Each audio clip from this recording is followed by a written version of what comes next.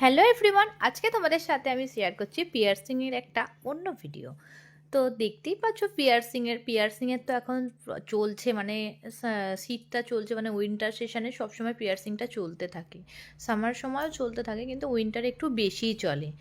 তো আমার ক্লায়েন্টকে দেখতেই পাচ্ছ, ও কালকেই করে গেছে দুটো পিয়ার্সিং একসাথে, মানে 4টে পিয়ার্সিং করে গেছে কালকে। তো ওর আবার মনে হয়েছে যে ও আরেকটাও করে নেবে, মানে 5টা পিয়ার্সিং করবে। অ্যাকচুয়ালি আমি নিজে 5টা পিয়ার্সিং করে আছি। তো ওর মনে হয় যে 5টা পিয়ার্সিং করবো, আর ও যেটা বললো যে একই তো ব্যথা হবে, তার থেকে আমি একই সঙ্গে করে নিই। তো আমিও আর কিছু জোর করিনি। তো দেখতেই পাচ্ছ, ও দুটো অলরেডি করা আছে, দেন আবার একটা পিয়ার্সিং করছে একদম আপ পোর্শনে। তো ওকে দেখে তো আমিই ভয় পেয়ে গেছি, কিন্তু ও খুব, মানে আমাকে সাহস জোগাচ্ছে কিছু হবে না এরকম একটা ব্যাপার। তো দেখতে পাচ্ছ পিয়ার্সিংটা ধরে ধরে করছি, তো যেরমভাবে আমি করি সেরকমভাবেই হয়েছে।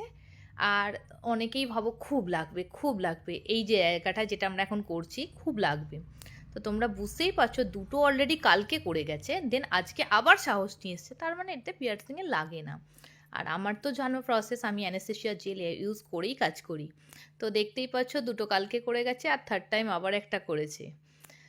তো ওরও এক্সপ্রেশন দেখে বুঝতে পারছো ওর সেরম কিছু ব্যথা লাগেনি বা পেন হচ্ছে না।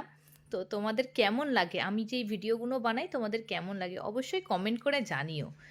ঠিক আছে, তো আজকের মতো টাটা।